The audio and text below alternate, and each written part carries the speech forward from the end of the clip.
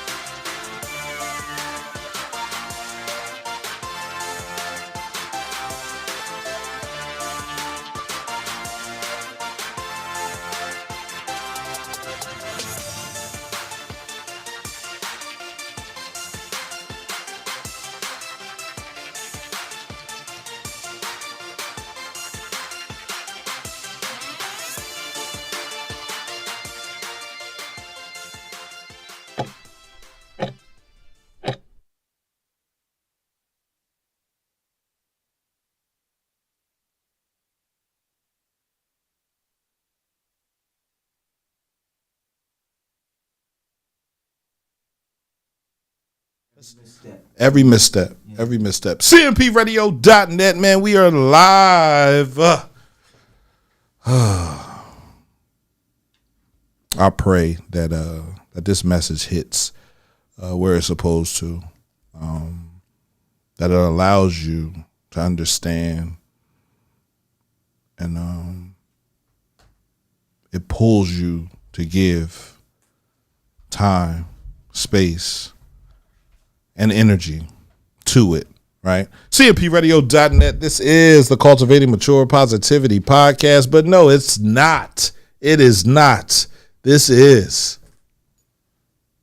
What is it? This is you. This is you. This is okay. This is all you. Introduce. Okay. Well, I do have a better answer than, well, what is it? Actually, it is a simulcast. A community simulcast between CMP, Cultivating Mature Positivity, and the Oneness Broadcasting Network, which is my network, our network, rather. And I'm your brother and friend, as I've always been, Ahk Gamariyahu, Brother T.O. And I just wanted to come in to share report as your servant and as your representative. I had the opportunity recently to go on a fact-finding mission into the U.S. Virgin Islands, the island of St. Croix in particular. And with just so many things that I saw, so much that I learned, and we had the opportunity to actually teach and share some of the things that we already know and things that we have been doing here as well. So just wanted to come in here and sit down with my brother and friend, great community servant, Jean-Pierre, and Brother Jean-Pierre, and say,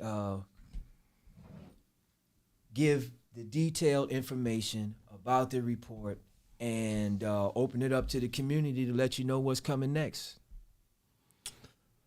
So when we had the conversation about doing this podcast, I'm ready. I'm always ready to talk when you show up, when you have some information, because I know the information that you have is worth sharing. Thank you. It's worth listening to. I want to give a shout out to all my elders out there, all our men who have tried, are trying, and are beginning to come back to the community and give us.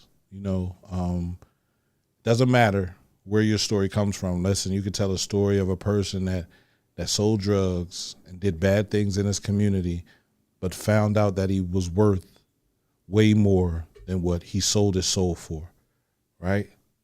I was that person. I sold drugs. I did things.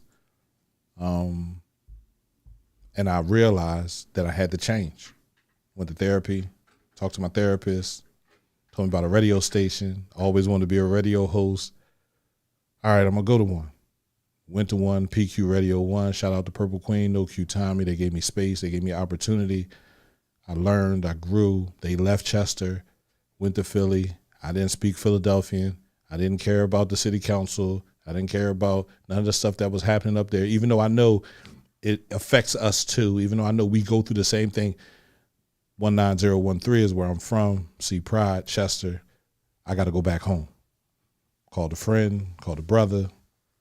He said, yeah, he'll help me. Started cmpradio.net, September 2nd, which is coming up, 2017. It'll be 9 years this year that the radio station has been in this community, has given to this community, has helped this community, has helped the people of this community, right?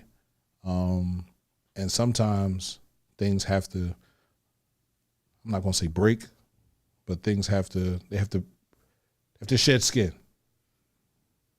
I've shedded a lot of skin, right? And I feel like I'll continue to grow, and the radio station continues to grow. So right now, we're going to have a conversation. We're going to talk about the journey to St. Croix, man, how he felt when he got there, right? What he felt as though he had to do, violence prevention, fatherhood initiative, all the things. So listen, if you're close to your son, bring your son in the room. If you're close to your father, tell your father to turn this podcast on. This podcast, this one right here, is important, right? It is highly important. Let's go, man. You say you went to St. Croix. Okay. Well, before we do that. Yeah, let's go. All right. I want to, I just want to greet all of your viewers, yes. Our viewers, yes. The community of Chester, and anyone who watches this and takes the time. I think that it's important information, not because I'm giving it, but because I've been in the field for a very long time, very concerned about the state of affairs for our people, and really, really, really just sick and tired of being sick and tired of always having to explain why why the things that take place in the disenfranchised communities, similar to Chester, Pennsylvania, why do we always have to be explaining as opposed to just building? So, I want to greet the family, first of all, and we're just going to have a family discussion. I'm going to tell you what happened, what I saw, most of what I did, what I can recall, those things, and hopefully give you some of the takeaways that I got. But I think a good place to start would be that, let me start with who I am, maybe, I guess, for those who don't know. I was born in Chester, Pennsylvania, and grew up in Chester, Pennsylvania. I was actually born in Sacred Heart Hospital. It doesn't get any more Chester than that. And I spent most of my youth on the basketball court in Memorial Park, where it was some very, very solid brothers out there in the park that, among other things I can say, nobody ever got shot. There was some fights. Nobody ever really got hurt, that kind of thing. But these were solid men in the community that they made a safe space without even trying to make it a safe space. And I would be remiss if I didn't mention some of those brothers. Springfield, you know, and he's a legacy because he's an athlete, and then he's got a son that played for Chester High and was a star as well, Jemai Springfield. And now he's got got grandsons that are on that same track and have been successful and contributing to the community. But not just Springfield, but you know, I like to call him Uncle Freeze. You know, Freeze was out there. My coach, Sid Russell, who was also an institution in the community in itself. Oh, you know Sid. 7th Street Courts. 7th Street Courts. Man, I played playing. basketball, 3rd and Jeffrey. I grew up there in the Banneker, right? Before they turned it into the Martin Luther King head, we played during the summertime, and Sid used to always, he was like, yo, who bought this cupcake? So my uncle, Lamont Givens was my uncle. His brothers were into basketball. Man, you know, these strokes be having my memory everywhere. I can't really remember everybody's name, but he was a referee, and he's like, man, that's Cupcake. And they call me Cupcake because my uncle always said, see, you look sweet, but if somebody try you, I know you know how to defend yourself. There you go. And one thing about a cupcake, if you eat too many, your stomach gonna hurt. So they keep trying you. You feel me? I'm gonna call you Cupcake because I know you're dangerous. You feel me? And once you find out how dangerous you are, boy, it's gonna be scary. It's gonna be scary, right? So he's like, who brought him? And I had my glasses on, I got my schoolboy glasses on. I'm looking like a nerd, right? But my jumper was excellent. Can't nobody knock my jumper, right? My uncle always had me in the basketball court throwing up 100 jump shots a day, right? So my jumper was excellent. I was Steph Curry before Steph Curry was Steph Curry, right? But I didn't want basketball. I didn't want to play basketball. But Sid Russell, yeah, that was my guy. Oh yeah, that was my guy. So Sid, you had Mike. They call him Dead Weight. Dead Weight, yep. But that's what I'm talking about. That Mike. Yep. Okay, yeah. Peace be upon him. Peace be upon him. Yes, absolutely. Years ago. Dead Weight, yeah. Sabri was out there. Yeah. And others. But anyway, I was a little skinny kid out there. One of my big brothers, Warren Moore, Peebo, you know, he helped me, and Harold Hardy from the fairground. That's my old head too. They helped me get that left hand together. Right. That whole thing, man. But I'm saying that little skinny kid out there on the court, and they made sure, you know, that nothing happened to me. You know, they wasn't looking out for me. I mean, I wasn't, you know, no doing basket anything. case Right. that. But so I say that to say that growing up in Chester, I grew up in Chester. Not someplace else. Right. So my experience coming up, along with the basketball court thing, I grew up within a conscious space and element. My neighbors, my adopted uncle, William Saunders, was the head of OIC in Chester. And so his wife, Starrin Saunders, like my second mother, really, they were very much into the community. I had Lucille Payton with the Payton Barbershop, which I grew up in, and Miss Tommy Lee Jones, when I started playing, you know, rec league, youth in action, basketball, you know, my other big brothers, you know, Tom, Muhammad, and Ike. You know, Ike was older, but got him a little bit later. And then I was scared of Mr. Ike, I think, for a long time in the park. For a long time. Right. But, you know, got a little older, he would always be out in Memorial Park watching the baseball games. Right. You know, we were over on the basketball court, but I would see him, and then after some time, we began to, you know, greet each other, have conversation, and, you know, I was like, all right, I must be all right because I'm cool with Mr. Ike. Right, absolutely. You know what I mean? But that's the one thing about Chester, I'll say, is that it's not a place that you want to be messing around if you don't know what you're doing. You know what I mean? But it's a place where if you love the people and you love the city, they'll love you back. It'll love you back. They'll love you back. I used to tell people, if you come into Chester and you're not looking for any trouble, you won't find any. But if you come into Chester and you're looking for trouble, all you want, and more, all you can eat, and more, and it'll stuff you. So don't come in looking for anything. Just come in to just be a part of it. Right? Indeed. So, growing up in that kind of conscious environment, you know, I didn't know that Chester was not a great place to grow up in. And honestly, I got to say, I know we're here to talk about. We talking about violence, what we talking about. We get to that. This is part one. You're gonna come back, and I don't Indeed. know how many. It doesn't matter how many Sundays it takes. We do it till we get it. Till we get it right. Till we get it right. all. Till we get it. Until somebody catches on and wants to come up here and ask you questions. Oh, for sure. You know what I mean? Because that's what this is about. This is not just about Pierre just sitting here asking a whole bunch of questions. If we have an audience member that wants to come up here and ask you questions, come through. We have a brother that wants to lean on you and gain information from you.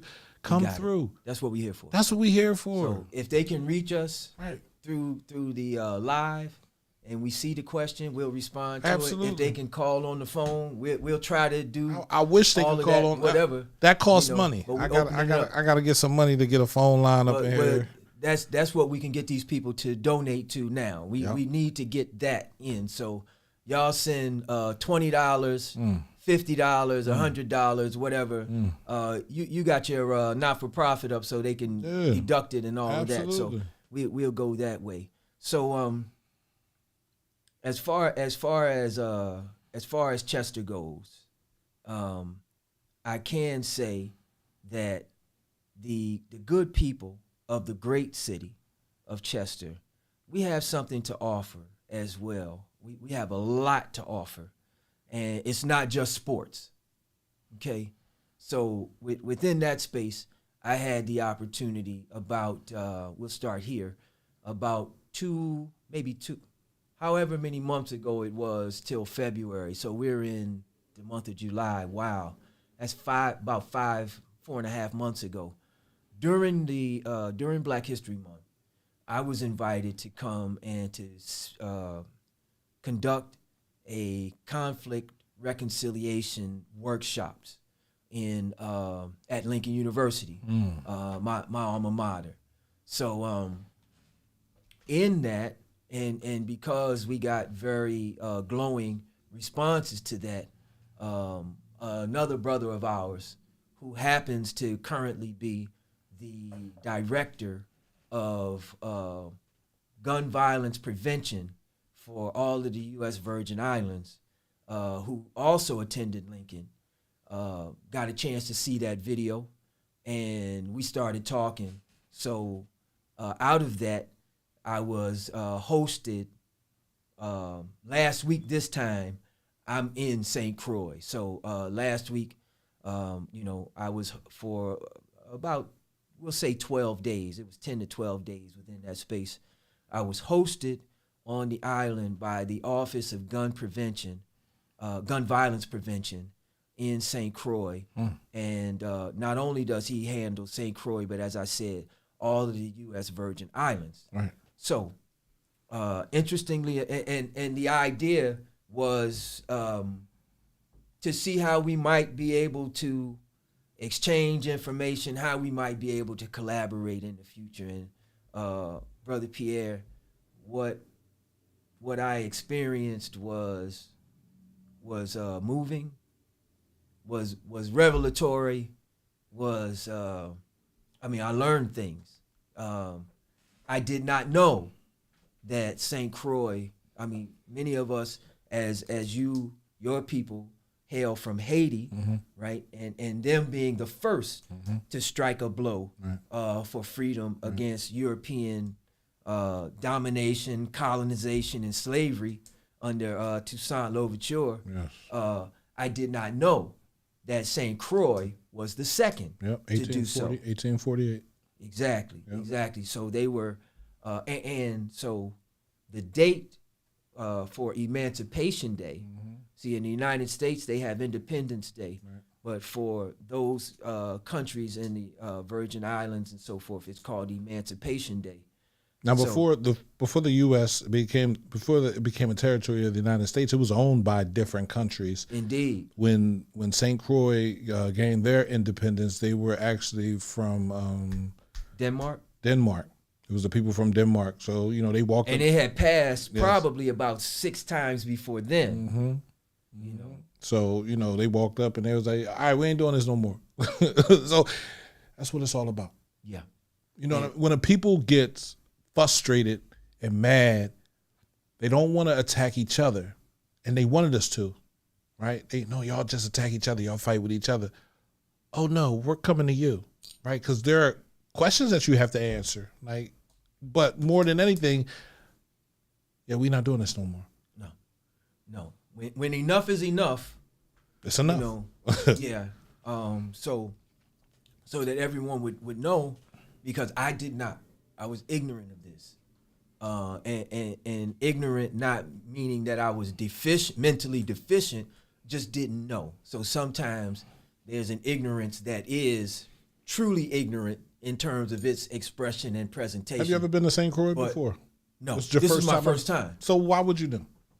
You know what I mean? How I know it's like, oh, why would, but really, why would you know? If you've never been to the land, if you've never been to the space, why would you know?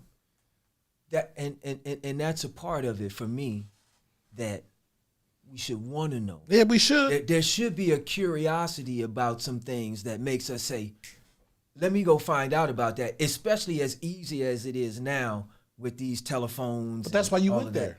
Yeah, so that part. So just so everyone else has Right. the benefit of what I learned, Emancipation Day for St. Croix is July 3rd.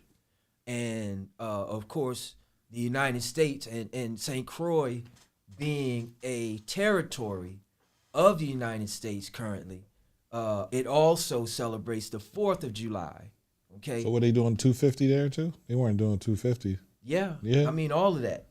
All of it. All right. But I mean, for the record, I'm with Brother Frederick Douglass, Right.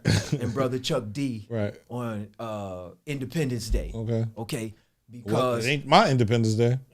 and that's exactly what Frederick Douglass said. Approximately, the independence of the United States in 1776 is approximately 80 to 90 years before 1865, with the Emancipation Proclamation, which did not free slaves in the northern territories. Mm-hmm. Okay, Only in the southern. only in and the thing about it, because they were fighting a civil war at the time, Lincoln only freed the slaves that he had no jurisdiction over. Trick or treat. Oh, we fall for it all You the know, time. So with the 13th Amendment later that same year of 1865, which actually struck down chattel slavery as such, but it actually transferred into what we have now, with slavery actually being practiced under the correctional infrastructure. Now, when you say that they have chattel here today. slavery, right? Yes. That is the birthing of another slave, correct? When we think about chattel slavery, when we break it down, like if I have a slave woman and I mate her with another slave person, I'm gaining more slaves. Is that how you break it down, or explain exactly what? That's a part of it, but chattel in terms of property. Okay. Where this pen is my property. Okay. A human being could be like this pen. Okay. And treated as such. But because we're actually dealing with a living, breathing organism that was capable of procreating. You did have this manifest wealth, because one woman could maybe have 12 children. Boy, more than that. So you start at 18 and you keep going to 30. She can have one every year. Literally. Yeah. So, but the thing about it for us, if we can wrap our minds around somebody actually approaching us in that manner of like they can do whatever they want, whenever they want, however they want, to whoever they want, that kind of thing. And on Emancipation Day this year, 2026 in St. Croix, for Emancipation Day, one of the things that they do, they have you talked about the uprising, where they basically started burning everything, okay? And they were marching through from the east to the west of St. Croix, I believe, burning everything. And so to commemorate that, about 25 plus years ago, they started having a walk, a march, or run, however you can do it to finish, retracing those steps. Wow. It's about 18 miles. Wow. Okay, I did that. You did it? Yes, sir. The whole 18 miles? Yeah. I mean, but it's not as many people as used to do it. I know. Before. Right. But, and so shout out to our sister Dawn, who is funny. I shared a story. So we start out, everybody starts to assemble about 4 a.m. at Fort Christian. Okay. Which is named after some European named Christian who puts on his pants the same way we do. And I had an interview with Ross Isaiah down there, and I was like, why are we still calling it that? Why are we still using these names for these people that were, barbarians? Why do we, and he okay, but I digress. Anyway, right. So we're at the fort, and we get ready to leave, just sharing the story. So we start out, boom, boom, boom, boom, we walking, and cause I'm a runner, so my pace might be different from other people's pace. I tell the brothers that I'm with, is 2 other brothers of mine. I'm like, hey man, cause I'm looking ahead of me. I say, I got one condition. We are not going to be behind any non-melanated people as we making this march. And there's no way that we're supposed to be tracing the footsteps of our forefathers toward freedom behind some non-melanated persons. Now, that's not happening. People will hear you say that, and they will say, you're racist. What would you say to them? I wouldn't say that there's the thing about you have to actually control institutions to be racist against anyone, but I want to move beyond that conversation into prejudice. So when we break prejudice down into its most its least common denominator, it's a preference. Just a preference. It's a very strong preference. It may be unbalanced. So you have a right to prefer whatever you choose to prefer. Okay, thank you. Appreciate that. However, in terms of being intolerant and those kinds of things, within the global marketplace of cultures, peoples, and ideas, there's really no place for racism. Okay. However, there is a place for, let's do this. Let's throw racism out altogether. All right. And what I mean is, the whole concept of people being identified by race is something that was created by the Europeans in the 18th century primarily.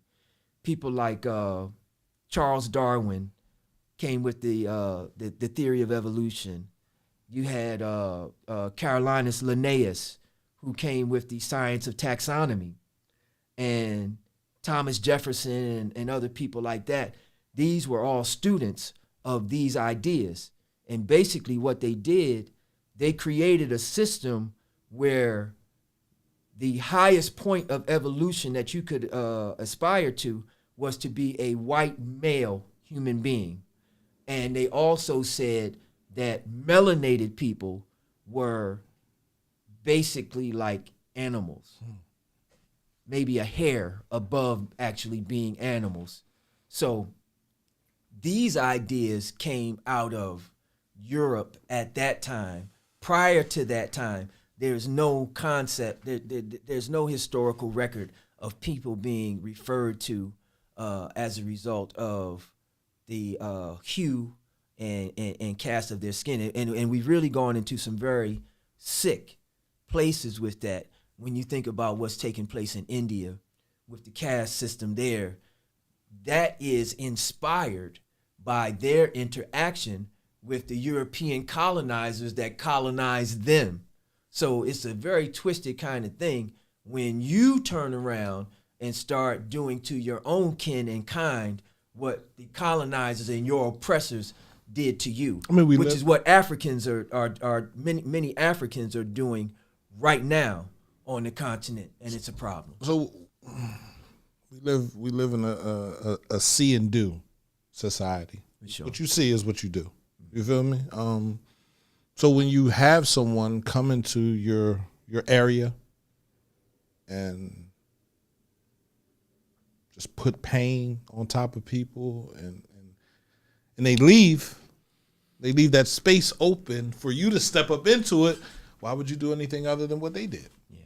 They benefited from it. They got money from it. They got power from it. They've got wealth from it. They've been able to feed their children because of it. So this is how we have to do things because this is the way they did it. But it's so many different ways. I had a young man, and he passed away recently on 9th Street. Got hit by a car, split in half. And he worked at Naz's Pizza with me. I called him ODB. He was the darkest brother in there, but he was from Pakistan. And I used to ask him, I was like, yo, man, you black for real. Like, you are truly black. Like, you're blacker than me. How does that feel? I had to really know, that we're in your bloodline. Like, there's a trace of us in there. Do you feel like you can relate to what your brothers go through, or you feel like you relate more to us? He's like, man, I relate more to y'all since I've been here in America. I said, wow. Yeah, man. So you were playing over there in India, your father, and he was like, yup. Because they're close. Pakistan and India, or I was like, wow. I didn't want to dig too deep into his background and all that other stuff, but just that one conversation I had with him, he was always cool with me. You know what I mean? So when you think about it, like, we're everywhere. We were the first people everywhere. And then those that lived in caves and lived with goats and different things like that came out. I said it was because when a person is born with mutation? No, not just a mutation. What is genetic that? People that are born with light skin. You feel me? Like albino? Albinos. I say this, and this is just me, just a thought. Okay. The first albino child was born, and they was like, what's this? That's not right. So they cast him out. Then another one, and they cast him out. Then another one, and they cast him out. Mm-hmm. So now you see all the albino kids hanging around each other. But they're not in the village. They're up in the mountains. So then they get to creating and procreating and making, and then that's where all that came from, right? So it's like, we were wrong for how we treated the albino children back in the day, maybe. Yes. Then they saw us down in the village partying and having fun and celebrating. They wrong.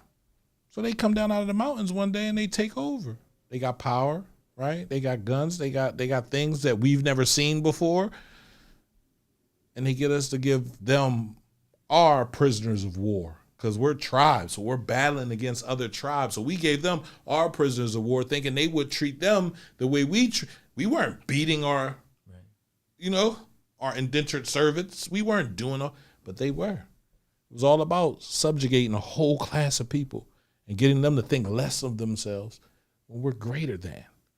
And it amazes me so much that my people are still stuck in that way of thinking that we're less than. I don't never think I'm less than anybody. Mm-hmm. Anybody. Yeah. And I don't like my brothers to think that way either. For sure. It's a lot of work that needs to be done in that area. And the reality of it is that it's all Africa and it's all African. If I held two pictures up in front of you, and one of them was a brown person, and one of them was what we call a white person, and I asked you to tell me which one of these is the African, most people are going to choose the brown one. But the reality of it is that this might be a bit much for some people, but everybody on the face of the planet is a descendant of African people. Everybody. Science supports this. The biblical narrative supports this. This is known. This is not anything revolutionary or new to go into. So the challenge is ultimately going to become is, how do we begin to pull these various elements back together? Okay, and one of the areas that there's a challenge with is the how do we handle violence?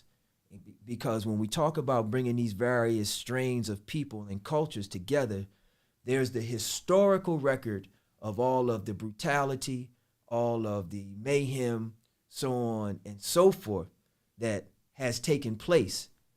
How do we reconcile that? Is it possible to reconcile that? So these are some of the things that with some of the tools that I had been given, have begun to try to exchange with other people to see how in this context we can begin to reconcile some things. And what I want to point out right here is that we're not talking about a blanket forgiveness, okay? Because one of the things that has kind of kept black people paralyzed, I'll say, is the Judeo-Christian idea of forgiveness, where you're supposed to forgive and forget, which is not an intelligent thing to do, and historically would cause us some very serious problems if we did so. So fortunately, as an Israelite, I can also provide perspective. Now, I'm not saying what anybody believes is wrong and all of that, but I can share with you what the result of study in certain areas historically that some people may not be aware of, what those things tell us. So within that space, what that tells us is that within the Hebrew or the Israelite culture, the idea of atonement, and there's actually the Day of Atonement, or Yom Kippur, is the highest, holiest day of the entire Hebrew calendar. And when we talk about atonement, it doesn't talk about actually forgiveness in a way where, we forgive and we forget. What it actually speaks about in the Hebrew language, it points toward providing a covering for a past offense, providing a way to go forward. So as we're looking at the situation of gun violence and other forms of violence within the neighborhood, there was also within the Hebrew culture the idea of cities of refuge, they were called, because it's a conundrum. The violence within the urban areas has reached such a pandemic state. It's a conundrum. How do we fix it? Because if somebody touches your family, you want revenge. You want satisfaction. What do we do with that?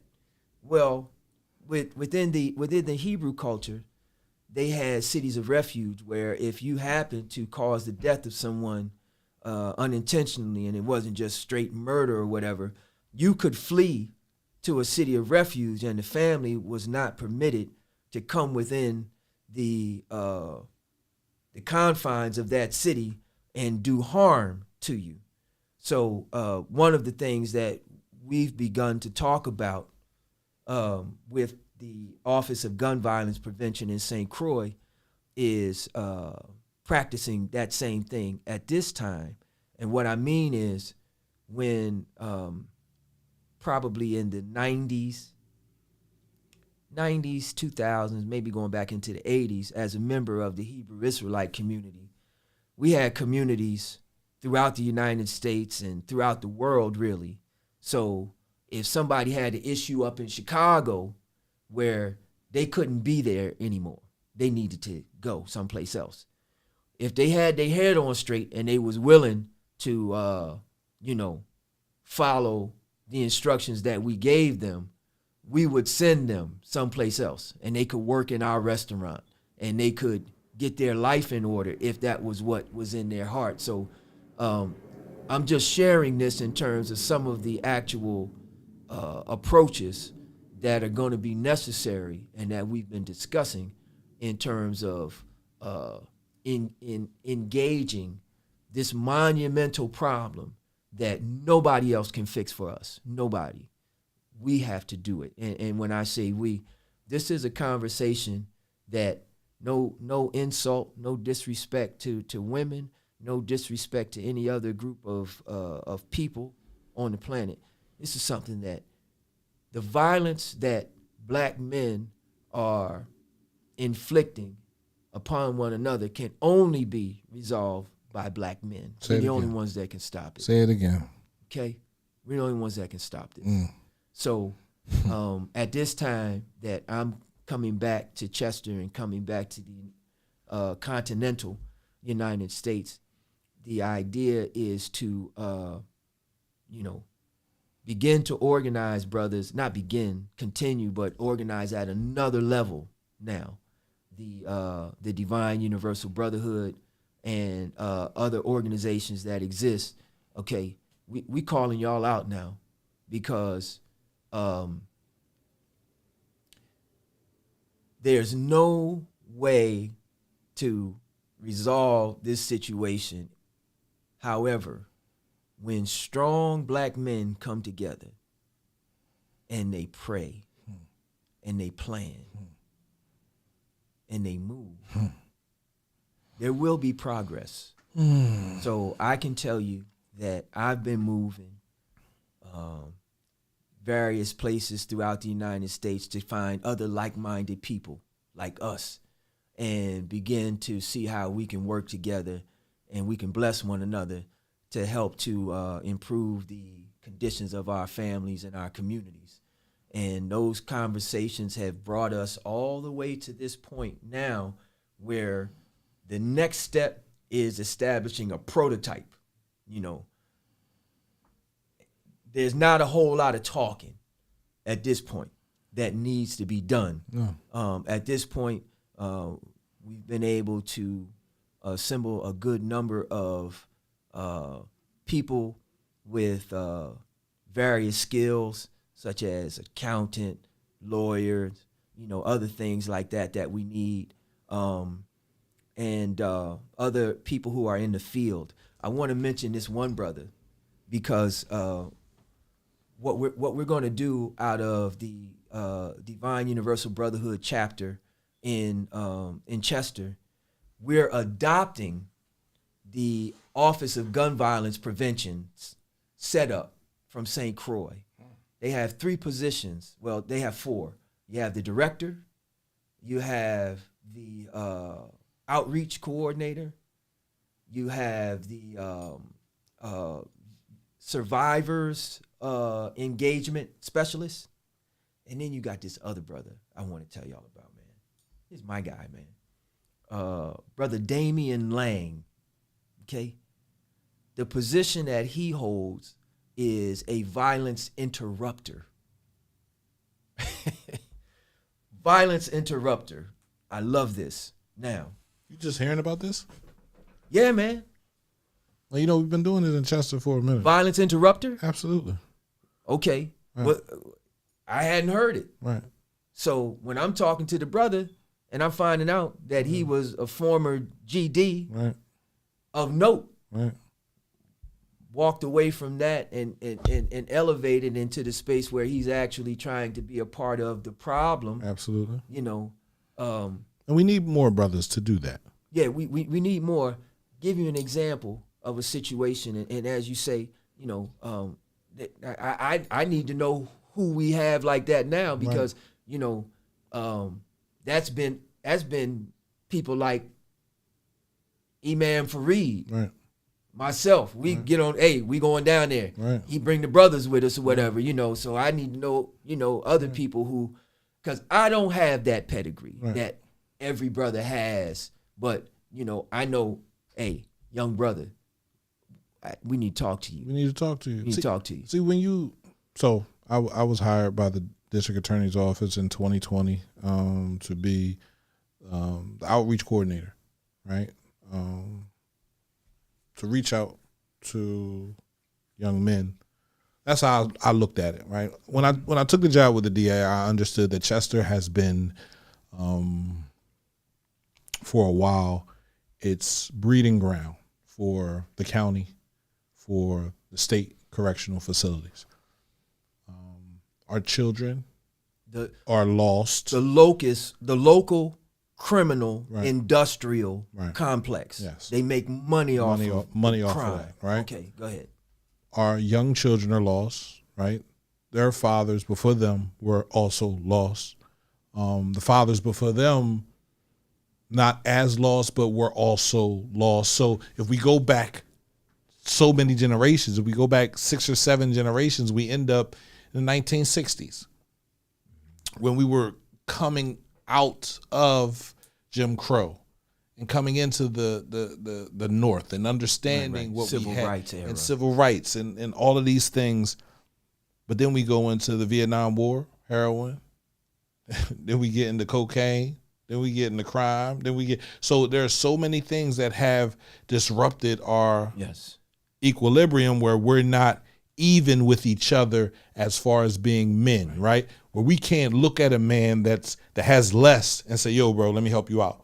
You feel me? Like, we're scared to do that. So I took the job with the DA, and from the rip, I knew that, I had to help people.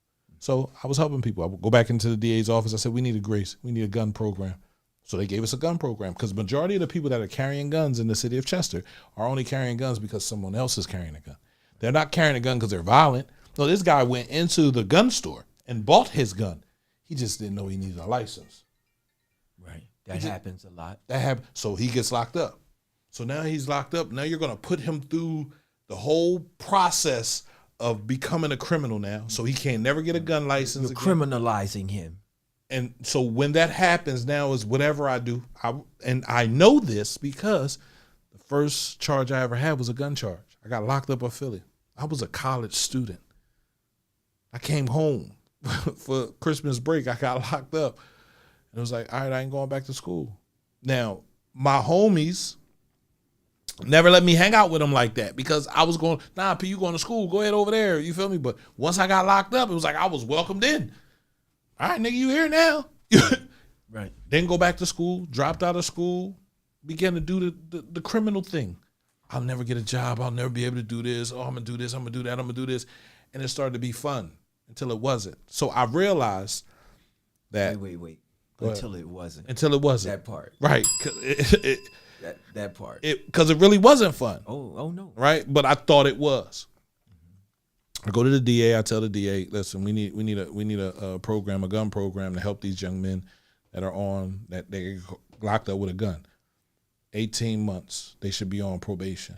Right. That's a 2-year probation.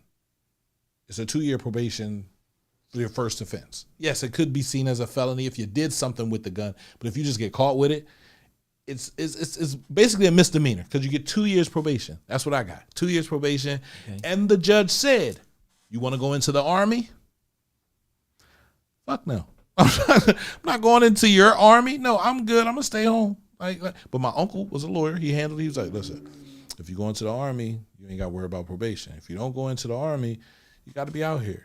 You feel me? And you know what you're going to do next. You know how you're going to be. So go ahead into the Army. So I thought about it. I took the test. I did all that stuff. I went up there and then, I don't want to do this. I don't want to go and kill somebody for you. No, I'm good. I'm going home. So I went home, came home. So I told them we need a grace program. So that's what they gave us. They gave us a grace program. So we allowed young men that got caught with the gun to go on the grace program, 6 months of house arrest. After 6 months of house arrest, I will stop by, ask you if you needed anything, support you. After the 2 years is done, a year later, they will wipe your record clean. Okay, expungement. So, start the grace program. Grace program started. So that's one thing. Then I'm in the community. I'm going to different hoods. I'm talking to different hoods. I'm talking to different people. I got people talking to people, helping people. I'm talking to my uncle. I call him. I say, yo, I need you to make a couple phone calls. I need to talk to some people. I need the blocks to stop. I need the beef to stop. You want to get money or you want to go home? Because I always understood in the street, you can't get money and beef at the same time. It doesn't make sense. If you're beefing, every car that pulls up, you're going to pull your gun out. So you can't get money and beef at the same time. So let's just quell with all the beefing. Let's just make some money. Let's have fun. DA said they wasn't worried about no drugs. Now you can't really believe what they say because they are worried about the drugs because that's how they make their money. That's how they get their quota. That's how they get up. They get the arrest. It makes them look bad. For the cops, it makes them look better to get the arrest. For the DA, it makes them look better to put people in jail. So all while this is going on is some things happening in the county. That young girl, Fancibility, gets killed by the police, right? So everybody was questioning, how you working with the DA, P? I said, because this has never been offered before. And trust me, I'm going to make sure people realize that it's just a game. To them, it's our lives. To us, we take this serious. Like, I'm trying to get, I said, most of the people out there selling drugs are only trying to make a different way than they had before. I had a brother who became pretty big at doing what he was doing. But before then, he lived in a garage, bro. Mm-hmm. Went to school, his clothes smelled like piss. Like, he needed to do better. And the only option that was there for him was selling drugs. He wasn't a violent person. He's never been violent, but he protected himself. Mm-hmm. You know what I mean? So it's like, how do you get to these children and explain to them that they should value what they have? And if they don't have a lot, it's okay to get it a good greater later, but you have to have patience and you have to want something else, right? So that's why I started the radio station, so they can see it and they can be it. We get some radio personalities that come through here and want to go on and do it on a bigger radio station, cool. But this was where you practiced how to do it. This is where you put your skill set together to be able to market it to a radio station. Yes. So, yes, we have Violence Interrupters, Making a Change Group has that. CPSN is still here. They have 3 individuals working for their group, right? So let me tell you about now this Violence Interrupter brother. Give you a story of that, but I got 2 points off of what you just said. This brother, there was a young man who ran up on a guy who was connected with a, we'll say, street organization. Okay, caught him slipping. Took his chain, took his money. That guy was somebody. Right. He goes back to the club, gets the video. There's a hit put out on the young man that took the stuff. Mm-hmm. He didn't know who this guy was that he ran up on, right? So Damien, because of his background, he was able to go to the guy and be like, "Hey, if I get your stuff back, yeah, is we is there a way that we can fix this or whatever?" Right. And as it turned out, there was a costly way to go about it. Let me see. One thing was he wanted all of his money back. He wanted the chain back. Right. He wanted a certain sum of money that was connected to the hit, whatever. And they were able to, and he wanted to see that young man face to face and slapped a taste out his mouth. Yeah. So those were the terms. Right. Damien took those terms back, said, "This is what's happening. You want to live, This you want is to die." That's it. It's just that simple. Yeah. So in that space, that was a win. At least as far as we know to right now. Yes. That kind of thing. But that violence interrupter space of us being able to work out our problems ourselves is invaluable. So we're going to be looking for those same types of things in terms of the 2 points from what you were saying. You were alluding to these conditions. We talk about the criminal industrial complex. We talk about the violence. We talk about, there actually being people who have monetized the misery out there, Everything from funeral homes to and not just the black funeral, because the black funeral homes don't make the caskets. Exactly. And they don't make the stuff that goes in the embalming fluid. They got to order that. All of that. You feel me? Like, now and flowers. here's the thing, bro, is that with that, what I read, this may be obvious to many, probably not, but when we expand the conversation and we understand that those negative conditions are the result, they're the byproduct, they are this is what actually comes from the American or the Western colonial, imperial, capitalist system. What am I saying? I'm saying that whenever and wherever you have a situation like in the United States where more than 90% of all of the wealth is concentrated in less than 4% of the population, that means that all of the money that you'll ever make, I ever make, everybody we see on television, everybody we see in a movie, everybody that they know, and so on and so on, you mean to tell me that all of that money is only 10% of the possible wealth that's out there? That means that there are some people, a very large number of people, that are going to be left out. a lot of people. And they're going to be in survival mode. Brothers and sisters, the first rule of nature, okay? The first rule of nature is survival. And when you're in survival mode, you don't respond in your higher faculties of being a human being, which is part of the reason why the violence and the despair and the misery exists. It's not that there are people that are more or less creating these conditions. It's the system. So anywhere that we have that system, we're going to see these problems. So what I'm saying to us and what I have begun to help to build, we have to build our own system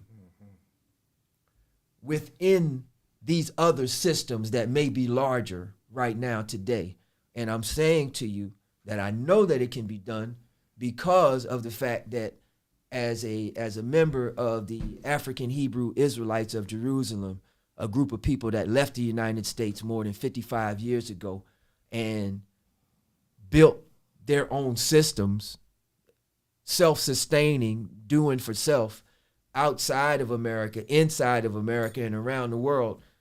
Now I'm taking the benefit of having seen the blueprint and saying that to brothers and sisters of like minds, that's all we're talking about. We got to be of like minds. We got to move the things that divide us to the side. We have to. So part of the conversation that we're having with the Divine Universal Brotherhood, the Divine Universal Sisterhood, and the Divine Universal Family is, okay, whatever your affiliation is, if it's fraternal in terms of Masons, Elks, Eastern Stars, Kappas, Zetas, Qs, whatever, if your affiliation is street,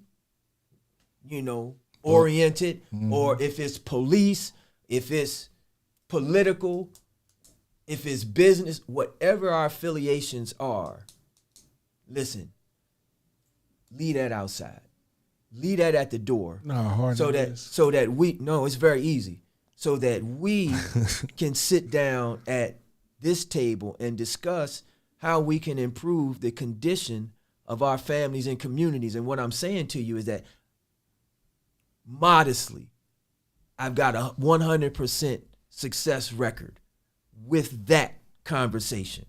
Now, whatever else I may say that people got a problem or an issue in this or whatever, that conversation I know works, and that conversation I know I have not run into a situation yet where people had any problem with us doing that.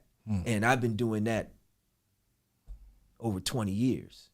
So we that's a part of what we're doing. Now, when I say like-minded individuals, that means that, as I've said before, on your show, on my show, I'm on record. If you are one of the brothers that is out here abusing, violating women and children, you my enemy. You need to get you need a checkup from the neck up, is what I'm saying.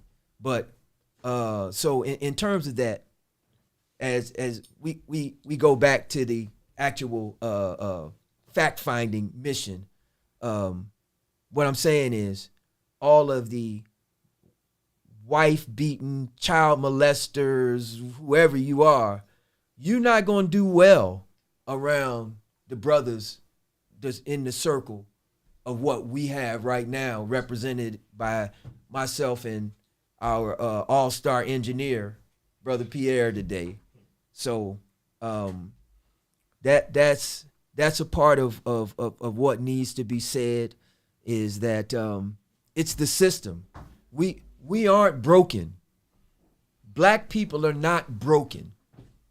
We didn't come here deficient and violent and all of that. Actually, those things really aren't true, because as we were talking about before we started the show, we were saying that black people aren't on record historically for the kind of brutality, the kind of destruction that those people who came down out of the Caucasus Mountains are the historical record. This isn't Tom Outland, Gamariyahu, and Jean-Pierre Bryce saying it. This is the historical record. We never created a hydrogen bomb. I wouldn't know where to begin. We never dropped an atom bomb on anybody. I wouldn't know where to start. You ever see that movie Crimson Tide? Love it. When Denzel Washington was talking to Gene Hackman. We got to watch that. I was just saying I want to go back and watch that. I was just thinking about that, and he asked him about war, right? And I just saw that. Who's the enemy of war? It's like, the war is the enemy of war, right? Why are we dropping bombs and shooting people to get them to believe how we believe when we never had a conversation as though why they believe what they believe? You feel me? And just watching that clip and watching that movie, it was like, yo, these were movies that were put out when I was a kid. I didn't really pay attention to them, Yes. right? I was so fascinated by the bombs and everything going on. I didn't worry about the words that were being said. So I think it's on Netflix right now. I'm gonna go look that up. I'm gonna watch that tonight. I'm gonna go watch that again too. Because sometimes it's inside of a movie, and I used to tell my homie this all the time. What was that movie that came out? Where they were using the computers in the Matrix. Not the Matrix. The Will Smith was in it, and they had the cameras, and they was watching the cameras. I said it's gonna be like that. 2020, iRobot, whatever it was, like that. right? Yeah, it was, but it was like it's gonna be like that because that's what they're doing now, right? You can't get away with anything. Those are trial balloons. They put those things in the movie to see how people will respond to them. Right? But they coming. They probably already have them because at the World's Fair back in I think the 40s, they had a telephone that you could actually see the image on. So we come through the Star Trek era where you see some of that type of technology that our phones put those things to shame at this point. Right. But we couldn't have imagined that when we were watching Star Trek and stuff like that back in the 70s. So listen, we are over the 1 hour mark. Yes, we are. Okay. And we can keep going. We can keep going. Let's take it to maybe like an hour and a half. Okay. And whatever we can fill in there. I definitely want to talk about the revelation about violence as a social cancer. But you guide me because you're the host. No, I don't. I love it when you come through and talk. Right, we were talking earlier about the family dynamic. Right, let's talk about that. Let's talk about that. Where you think the violence that is in our community, where you think that comes from? Mm-hmm. I have my thoughts, as do a lot of other people, and this is not to knock anybody. Right, this is not to talk bad about any mothers, any fathers, or anything like that, but when we have so many children today who don't understand what conflict resolution is, the difference between reacting and responding, For sure. Being able to logically think about your issue as you have it. Now, I have an issue. I have a situation. I got jumped at the RS Club before I started the radio station, kicked in my face over a situation. I have it in the club. Wasn't really my fault, but it was a lot of jealousy around what I was or what I represented at that time. I kicked in my face, orbital blowout fracture, almost lost my eye swollen, go to the hospital, come home. I got at least 15, 20 men in my house. All right, what we doing? I just want to talk to him. All right, give me the phone, call him, straight to his phone. Yo, what's up? What's up? It's the person that you jumped last night. Do we have beef? Said, no, we ain't got no beef. I hang up the phone. I said, all right, he don't got no beef. I ain't got no beef. Number one, I was able to accept that I was there for nefarious reasons. And if I had been there, that would not have happened. Okay. Number one.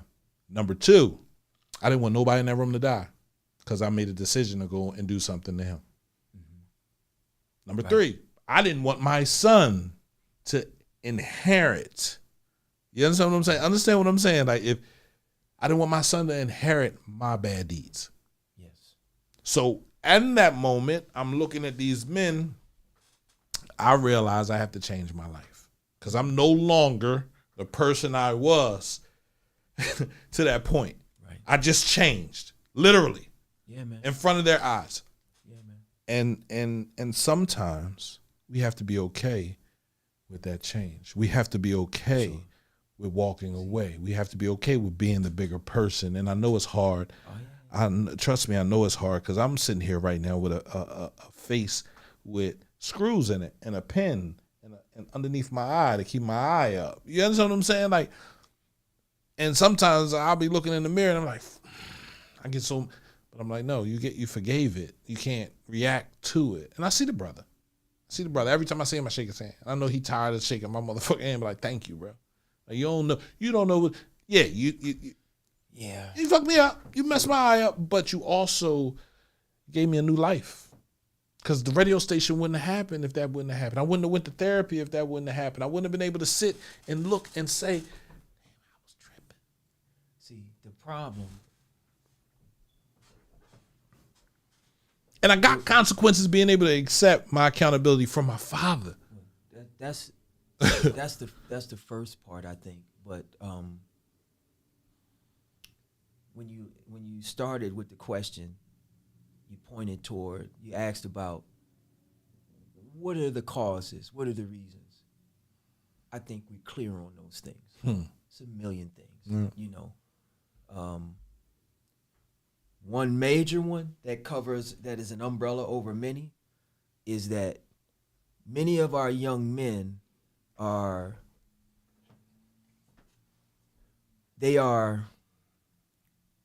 socialized in a way where they respond to conflict emotionally when they should respond to conflict logically and rationally. And the reason for this in many instances is because there's a disproportionate number of our young men that are raised by women. And this is not to negate nor to denigrate the job that so many phenomenal black women are doing out of necessity, unfortunately. But it's just to say that part of the reason for so many young black men dying is because we go into our feelings when we should go into our calm, when we should go into our mental in a situation, okay? But that's on the side that I don't want to talk about right now in terms of why it happens, okay? But that covers a large part of it. I want to talk about what you just said, which is how we fix it. Because when I was in St. Croix, I got the opportunity to go into the YRC, Youth Rehabilitation Center. And these are young men who have committed crimes, what people call crimes, attempted murders, few of those in the room, other things, you know, stabbings, or, you know, any number of things in there. Young guys. But at one point, the director of gun violence prevention, the first week, we talked to them about CDC, okay? Choices, decisions, and consequences. And in talking with these young men,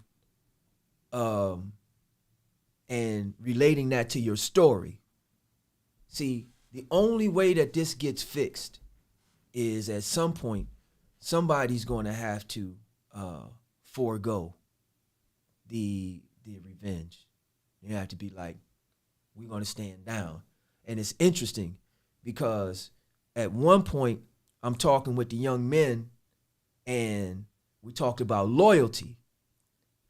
And that loyalty, if you don't understand it properly, can get you, it's a trick, it can be a trick bag. Absolutely. So using the example of what you just said, like the consequences of making the decision to retaliate could have had life-changing, on so many life-ending, life-changing and life-ending consequences on both sides for the other 15 people that you love. and the people on the other side. So If we went through there, we shot all him of that and missed him and hit an old lady, and that old lady hit a kid. Kid didn't have nothing to do with it. We gotta Kid in think. the wheelchair. You got to think about all of these things. I love money. I love money. I loved it so much. Yes. There were certain things that I was willing to do to get it. Yes. But I wasn't willing to kill nobody. And my uncle told me this, right? Lawyer, only way to the top. You either got to kill somebody or snitch on somebody. It's only two ways to the top. Mm-hmm. If you're not willing to do either one of those, quit now. stand down. This ain't for you. It ain't for you. Ain't for you. Let it be for the people that are willing to do that. Right. Take your ass to school. Yeah, man. He told me that. Yeah. See. First time I got locked up, cell charges to an undercover cop, told the cop I was saving up money to go back to school. I go in front of the judge. They don't care about none of that. No, it's my cousin. Judge Wright. Judge Wright. Okay. It's my cousin. All right. Boom. Hit the gavel in my chambers. You're Deborah Bryce's son. What are you doing? Right. Reading everything. You told the cop you want to go to school? You going to school. School release. You lucky. Look, he said, lucky. I can't handle your case because you're family. So I can't do it. Conflict of interest. Yeah, go out of here. Talk to your lawyer. School release, Vicky R. See. So I go to school. They let me go to school. See, that's the good fortune of being who you were. I didn't know who I was. No. That non-melanated people walk around with every day. So this is what I because their uncles and right. aunts and so forth are in the courthouse and they get breaks that we don't get. So I'm locked up. School release. The fucking school release, Pierre. Sorry for cursing. What is school release? What you mean they let me go to school? I ain't never heard nobody get no school release. Who you snitch on? I ain't snitch on nobody. Come on, man. I ain't snitching on nobody. I take my charge. I ain't got. My father made sure I understood. If you do it and you get caught, you stand up. If you do it with someone else and you get caught, you shut up. You stand up and you shut up. It's just that simple. So I don't want you out here doing wrong, but I want you to know it's accountability comes with everything. Right. If you're cheating, if you're stealing and they catch you, you own it. Yeah, I did it. Why did you do it? I don't know. I just did it. You feel me? Who was with you? Nobody. It's just me. Yeah. I don't care if your brother is hiding underneath the car. If your cousin's hiding up in the top, you don't say, yo, come out, we got caught. No, it's just me.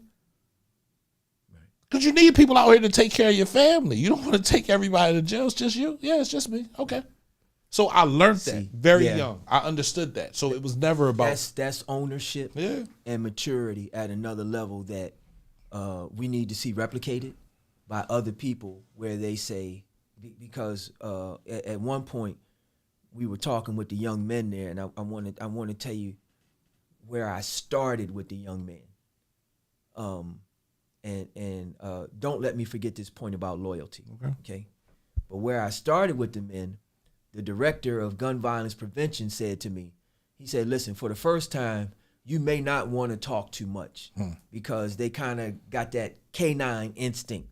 They got to sniff you, see if you know, see, whatever. What you about?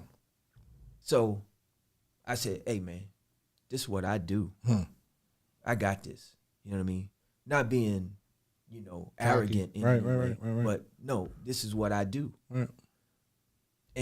And my prayer life is in order. So God gonna make sure I'm straight. Well, if I go, I'm supposed to go. Yeah, man. Come on. I'm totally, and some of the situations that we've gone into, we know that this is not an intelligent thing to be doing right now. No, it's but not. When you have your affairs in order, you move different. Yes, you do. There's a different power that comes with it. So when I'm in there and I'm talking with the young men, I think I'm talking to them.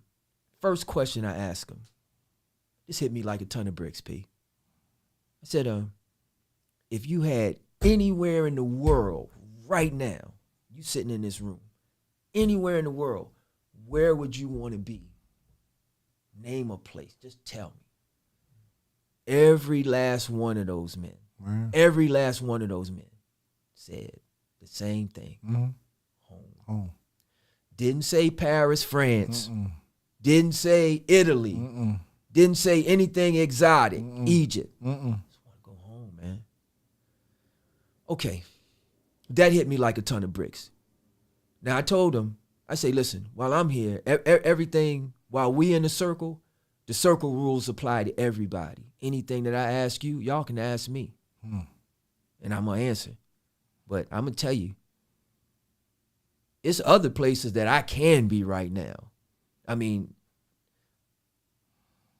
I'm not on vacation. I'm working, Right. but I'm in. I've got on a plane and came to St. Croix. You know what I mean? Right. I'm not going to a cell with Right. you guys. Right. You know what I mean? Right. So, but I told him, I said, listen, man, if there's any place on this planet that I could be, it's sitting right here in this room with young men Right. like you. Right. Because you young men are untapped natural resource that we need if we're going to turn this thing around, and we're losing it.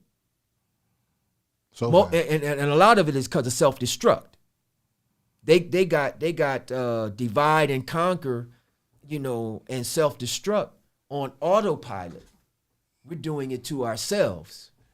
they had it on autopilot. Then we elected a black president. Then they saw just how quickly things could shift in our favor, and now they're right back to being the racist people that march with their mask on and go and tear up the buildings that they are supposed to be protecting. I love it. I love it. I love it too. Because you can see them. You can't see their face, but you can see them. Yeah. And these are the same people that would be our dentists, would be our doctors, That's how that it's kind always, of thing. That's how it's always been, though. We need our own everything. Everything. We need our own everything. Yeah, we don't. That's self-defense. So that's not racism. It's not. In terms of your original question an hour ago. Can you be racist? That's not being racist. That's the first rule of nature is self-preservation. These people are not our friends. They have not demonstrated the capacity to conduct themselves in a friendly manner with people of color around the world. Just are not on record for doing it. So back to our point about loyalty. Talking with the young men in the room, they like, well, if my guy gonna go, I got to go with him. Because that's loyalty. I said, young man, loyalty is supposed to go both ways. If that's your guy and he care about you, he not supposed to put you in a situation where you gonna get harmed, be in danger, or somehow have something detrimental happen to you. That's loyalty. Loyalty got to go both ways. See, unfortunately, and thank you again for, having the platform here and giving us the opportunity to interact and touch with people that we otherwise wouldn't be able to talk or touch or reach or get to. Right. So, yeah, man, loyalty goes both ways. These guys in that room, I'm pretty sure they ain't never heard that before. I mean, how could they, though? They wouldn't be sitting in that room. But most of the children are guided by other children. They're not. There's no old head out there for real. And if he is out there, they're sunning him. You know what I mean? That dynamic is out there. Wow. Yeah. I've seen it. I'm like, yo, what you doing out here, bro? Why you hanging with these little kids, bro? Like, But even out there for social media, Drewski just did a skit on it where he's an old head and he hanging out with the young bulls, and it's like, why? What would possess a 45-year-old man that has lost so much time and being to stay and hang around 23, 24-year-old. I've got 20 years on you. We on a whole different wavelength. It shouldn't be nothing I find in common with you other than being black and trying to help my community. We can do that. But I can't find nothing in common with you right now. Booker T. Washington said that if you don't know where you're going, any road will lead you there. So unfortunately, many of the brothers, we haven't been trained to be men. We're males. We're born males because we have an anatomical protrusion. However, okay. Dr. Jawanza Kunjufu, who wrote Countering the Conspiracy to Destroy Black Boys. And I think Naeem Akbar talks about, Naeem Akbar talks about this too, where in nature, every species has to evolve or grow or it dies. Okay? So for example, take a caterpillar. It has to go into the cocoon or it dies. It has to come out of the cocoon, not as a caterpillar again, but as a butterfly. If it does not do that, it dies. Human beings are different. We're born. You can be a 30, 40, 50-year-old boy in the mind because you haven't been trained how to be a responsible man. So when Naeem Akbar talks about this, he teaches that when we're born as male, the male mentality is like an infant, okay? There's no specific age that decides the cutoff for the male mentality, okay? You can identify it because it's just like a baby. He operates off of his appetites. He wants what he wants, and he wants it now. And if you take anything from him and he can't have his way, what does he do? He cries because he doesn't have any power to do anything else. We got some 20, 30, 40, 50-year-olds that are like that. They go into that type of behavior. However, usually around the age of an adolescent, there's a difference. There's a change that should take place where you move from that male state into the boy state. You identify the boy because he's learned some of the rules that apply to him, and he's learned how to get what he wants as a result of using those rules, applying those in his favor, okay? But the boy mentality, he's kind of slick about it. He ain't really absorbed the rules in terms of the higher function of what the rules are saying to him in terms of his code of conduct. He's just figured out how to use the rules to get what he wants. Right. Boys like to play. Right. They like to play. That's me. Okay. That was me. So when a young woman or an older woman has got herself a 30, 40-year-old boy that's not a man yet, he's more interested in the silicone on his tires and his car smelling sweet than the books on his shelf. Making sure that the responsibilities are paid for the properties that we live in. Making sure that there's food available. Boys like to play. And you can have you a 50, 60, 70-year-old boy. However, the final stage, as Dr. Naeem Akbar teaches it, of the elevation into manhood can only happen when the boy embraces responsibility. Only. That's the only way you a man. What are you responsible for? That's a different conversation. And if the things that you are responsible for are just your things, you are you miss the boat, my man. So literally, that's where I was, right? And my decision not to strike back, and my decision not to go. You took ownership. Of the decision, right? Accountability, consequences of it, and understood that I had. That's being a man. I had people's lives on the table. So when I said, you being a punk. You being a punk. You scared. So I had a couple people call me and say, "Yo, I appreciate that, bro. Like seriously. You feel me? That is love. That's love. I appreciate that. But then I had a couple people, you feel me, that I was doing business with that was like, man, come on, man, you can't be no punk like that. And I said, listen, that's emotion. One thing about me, I ain't no punk. I ain't no punk when it comes to protecting my mother, my sister, and my children. See, for me, I've been dealing with life my whole life. I've been bullied. Your father gone at the age of 12. I had to grow up real fast, bro. Yes. You feel me? So if it's one-on-one challenge, let's do it. We could go out in the back room. I'm going to show you I'm not fighting to beat you up. I'm fighting to survive.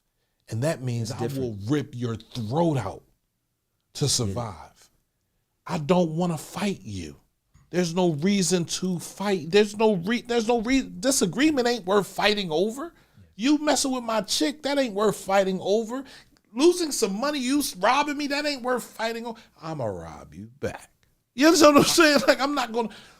So for me to understand, like, brothers felt some type of way, I realized, I was like, yo, I can't do this anymore. I can't be in these crowds anymore. I gotta go off and do my own thing.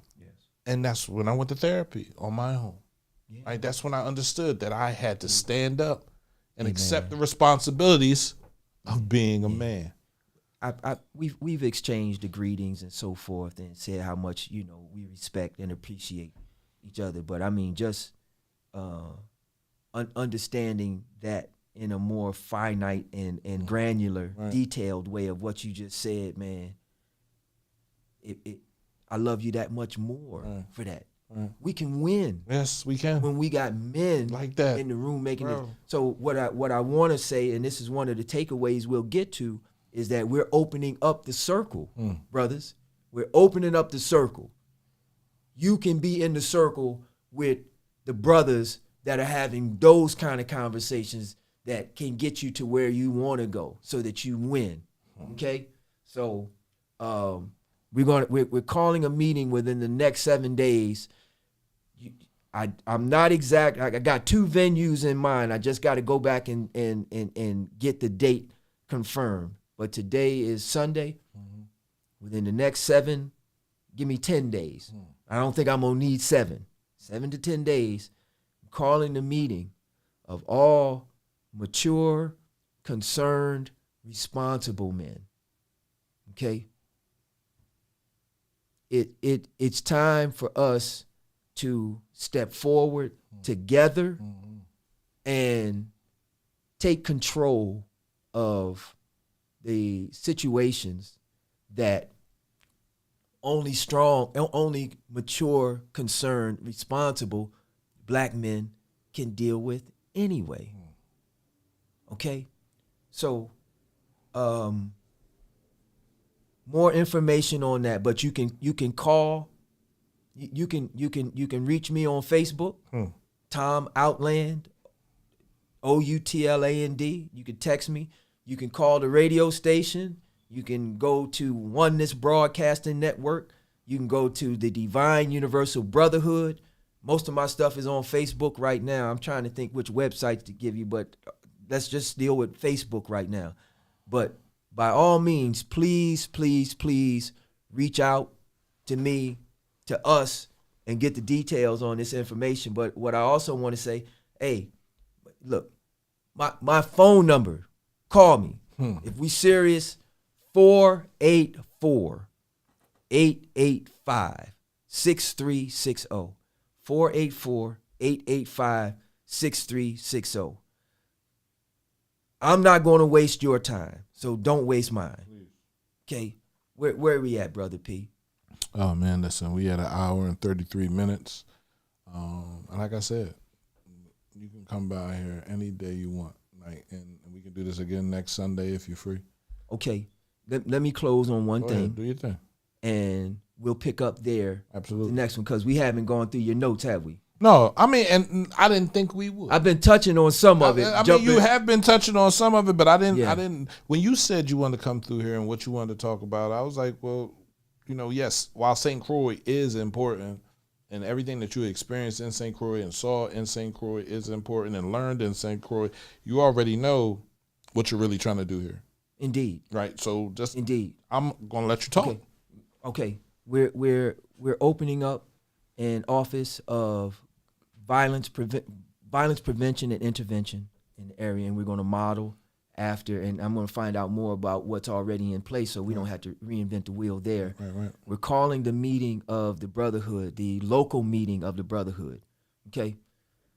About 2 months ago, give take, it might be 3 months now, I called a meeting in Chicago of the Brotherhood. We got representation from St. Louis, Chicago, of course, because we were there, Cleveland. I represent a large part of the East Coast, primarily from New York to D.C. We had Atlanta and Florida there. Within that circle of brothers that came, we had a second-generation agriculturalist. We had a solar expert. We had 2 young brothers that are at Morehouse right now. One of them is a computer genius, and the other one is a neural. He's becoming a neural physician, dealing with the brain, right? So we decided that what we would do is have a series of think tanks throughout the United States. Okay, and this was part of the conversation with the brothers in St. Croix. Okay, we're doing it there as well. A series of think tanks to discuss the components of a black manhood agenda. What we want to hear from the brothers in Pittsburgh, the brothers in Houston. Right. Y'all come out. Right. We'll record all of this. I'm not aware that such a document exists, and we will formulate the document, make this available to all of the various brothers wherever they may, if they in Oakland, wherever we at, you know. So that is currently in the organizational stage, and like I said, we need to have the local meeting so that we can identify everybody who's in the circle and begin to give assignments accordingly. So there's the Office of Gun Violence Prevention. There's the Divine Universal Brotherhood with the think tanks membership drive, of course, with that.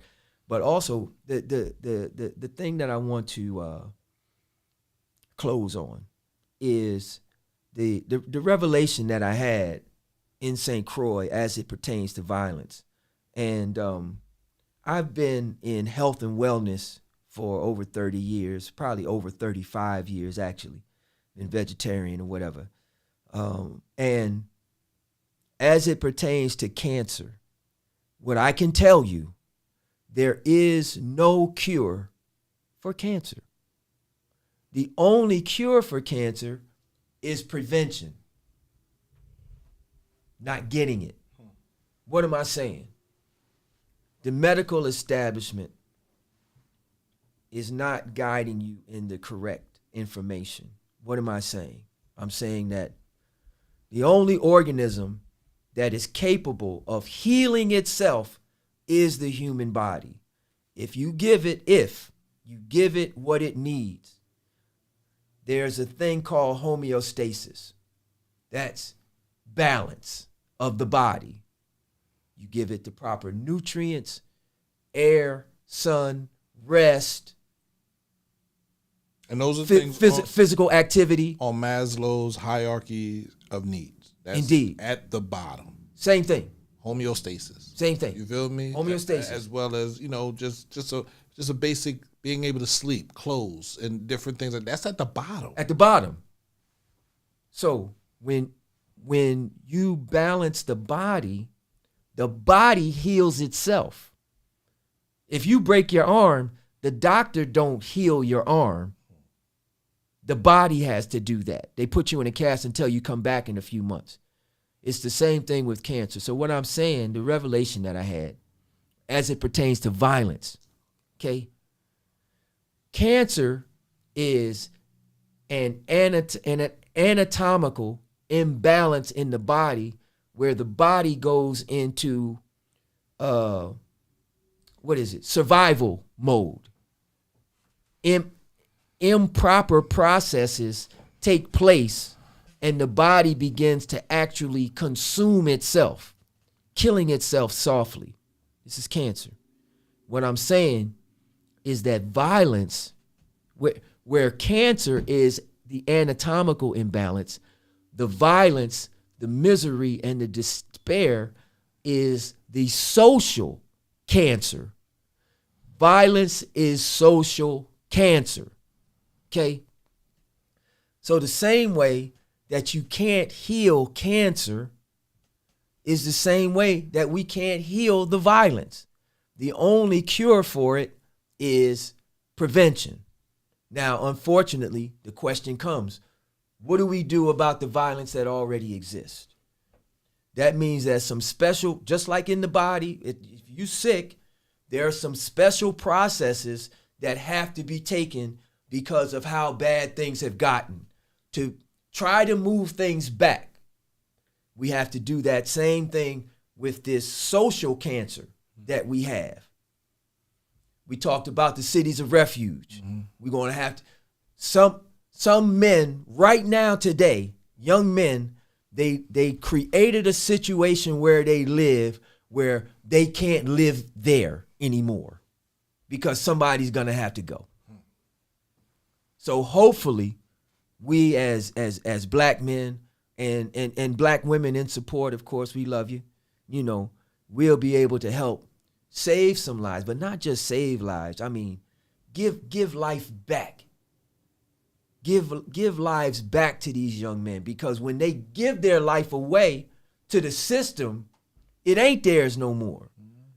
When you on probation, trying to get off, and you stub your toe, you realize the system ain't designed to let you go. So, and that's another thing, right? So it's always these. When I think about probation, because my father was very strict. You know what I mean? I wasn't allowed outside. I had to read. I had to write. There were certain things I had to do before I was allowed outside. And by the time I was done, it was dark. You know what I mean? So I only got allowed outside when my mother wasn't. When my mother had me, and when my father was on, like, if he had to go somewhere, if he had to go to New York or do something, he was Haitian, so he was doing things with his brothers and painting and different things like that. Right, he would travel to New York or Connecticut or different places. And then Dad's gone, so you can go ahead outside, right? And I would go outside, and I always got in trouble. I always did something. Always ended up fighting with somebody because I was a new kid. Every time I went outside, I was a new kid, but I wanted to go outside. I wanted to be a part of it. Probation for me, and I told my state parole agent, I said, I love parole. He's like, what you mean? Because I can't, you gave me a list of things I can't do. I'm not going to do them. Simple. Right. I'm going to get a job. I've never been a person that thought, the white man ain't allowing me to I'll get a job. Trust me. And if I got to get two, I'll get two. So when I first came home, I didn't have a problem with working and delivering pizzas. You know what I mean? So I made money and I did what I was supposed to do. But probation for me, and I told the DA this, the probation officers need to be more like social workers rather than another form of police. See, a social worker is there to help you. You get released from jail, you need help. Social worker is there to make sure your urine is correct. You're not taking in any drugs. You're looking for a job. You feel me? And you have a good place to live. That's it. That's all a probation officer is supposed to do. So when I come home on state parole, I talk to my probation officer. I said, I don't see you as a cop. I see you as a social worker. You feel me? Like, you're supposed to help me. You feel me? Like, that's it. So, I'll get a job, no problem. You stop past my house, all that good stuff, but I'm not going to see you as another cop. Like, that, you're my social worker. And he was like, yo, you're crazy. And he understood that. I get a call in 2010. My man like, yo, man, see if your PO will let you go. Come down south, man, Mississippi. We going down here work on this oil spill. They paying us. I said, all right, I'll call him. He said, yeah, sure. Go. He said, I ain't no problems out of you. You've been home since 2008. You feel me? Like, I ain't got no issues with you. You show up. You give me your urines. You're clean. All that good stuff. You can go. He let me go to Mississippi. That changed everything for me. Okay. You know what I mean? Me being able to, but announcing it to him and letting him know that I don't see you as a cop. You feel me? I see you as my social worker. So I'm gonna come in here and I'm gonna talk to you about what's going on in my life, so you can understand how I'm feeling. You understand what I'm saying? Like, because the power to define the situation if is the greatest power, bro. If you don't understand, you did that. You don't understand how I'm feeling. How you supposed to help me? So you just want to put me back in jail. That's your job. My job is to give you an insight into me, so you feel a little bit differently about putting me back. Even though I know I wasn't going to do anything to be put back in that situation, I want you to look at me differently because I'm not like everyone else. Indeed. You know what I mean? So, and I see that. I see my probation officer to this day. Yeah. Like, how you making out? I said, I'm good, man. I started that radio station. He said, no, you did. I said, yeah, I did. Of course. He said, wow. Yeah, man. I said, yeah. When I saw him, I said, yeah, I'm working for the district attorney's office. Doing what? CPS said, hold on. What? I said, yeah, I'm about to go out to, I had a badge. I'm about to go out to the county right now. So I was going out to the county. I was visiting with inmates and asking them, do you have children at home? Yeah, I got children at home. Give me their address. Let me stop by their house and take them a toy and tell them daddy sent this to them. Yeah, you feel me? Keeping that connection alive because we got to help. We got to help you with that. And I'm glad you said that because I actually need to find a group of young men to work with, because the director of gun violence down there, brother Tony Emanuel,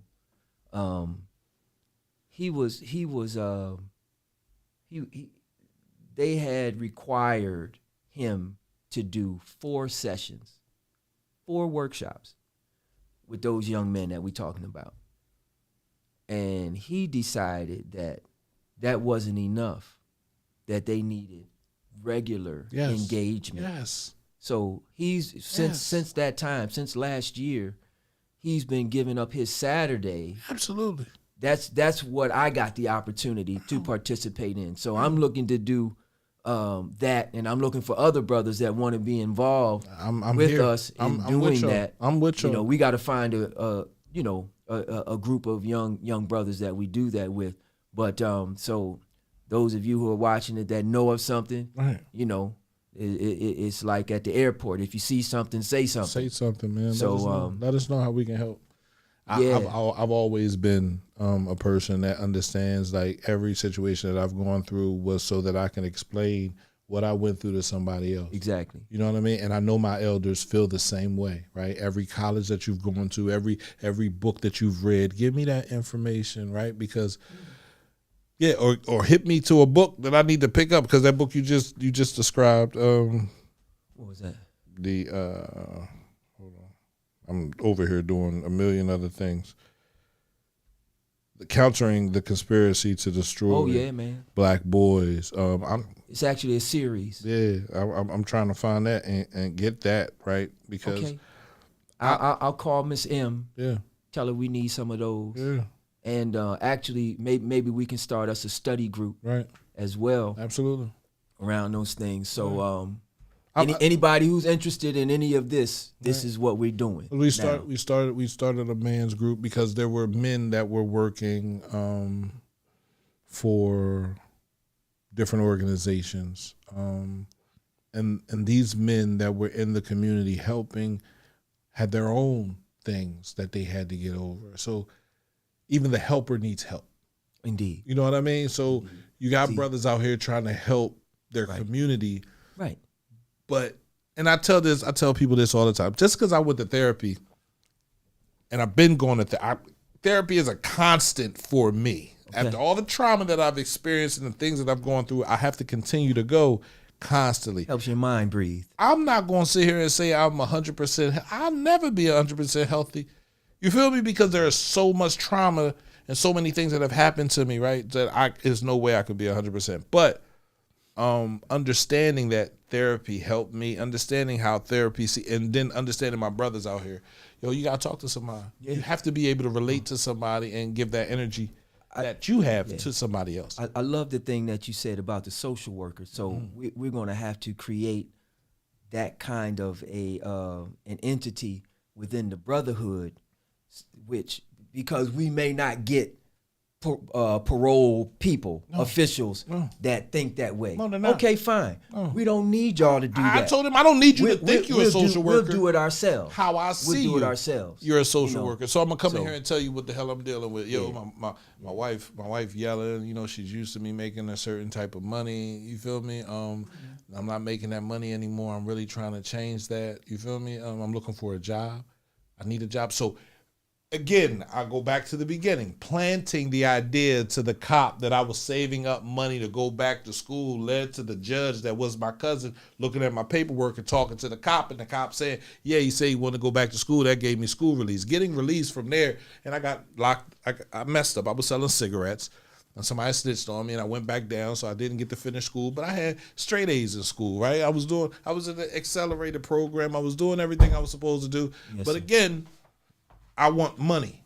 Everything was about money. So I end up getting caught with the cigarettes. I get sent back down the hill. I come out of there doing the same thing. So, and then 6 years later, I get locked up with the 30 dimes. I knew I was going upstate. I already did my county bid. I got to go upstate. This is what I got to do. Wasn't no snitching involved with that. I should have listened when I had the opportunity. Should have stayed in school. Should have did what I was supposed to do. Where would I be? I don't know. I won't be on this road that I'm on right now, right? So I realized that. So when I think of a social worker, I thought of my PO. I was like, oh, I'm going to go in here and tell this everything I'm dealing with. You feel me? I went for a job interview last week. The babe was looking at me crazy. She asked me if I had felony. I told her, yeah, I didn't get the job. I went to another job interview. I walked in and I told the lady, listen, I just got released from state penitentiary. I have work experience, right? Here's my work experience. I'm a great employee. If you give me a chance, I'll show you. She hired me. Full time. Oh, I was there for 3 months. They asked me to become a supervisor. Oh, you want me to be the supervisor because you can't handle the people that you hired. Oh, I'm not doing that. No, you're not paying me enough for that. Y'all sitting in the office and I'm chasing these guys around all day, all night. No, I'm not doing that. I gotta quit this job. You feel me? Right? So I realized that my parole officer was my social worker and I treated him as such. I didn't treat him as a And when he came to visit the house, he always came by himself. And people would ask me, how come your PO come to your house by himself, but my PO come to his house with all his people? Because I welcomed him into the house. I walked him around. You feel me? I introduced him to my daughters and my children and my wife, right? I wasn't hiding anything. I opened the refrigerator, let him look through. I look underneath the sink. Like, there is no alcohol in this house. This will be a clean house. You feel me? So I gave him that trust. He had no other choice but to trust me. So you have to give it to get it. Indeed. I believe it. So I usually try to bless us with something. Yes, go ahead. So there's a piece I learned. I think I learned it. I'm hoping I can remember it, and I'm thinking about. It's called the Men of Old. It says that, and maybe we'll wrap up this way. The men of old. When the men of old wanted their virtues to shine throughout the land, they first had to govern their families well. To govern their families well, they first had to discipline themselves. To discipline themselves, they had to set their mind in order. To set their mind in order, they first had to make their purpose sincere. To make their purpose sincere, they had to extend their knowledge to the utmost.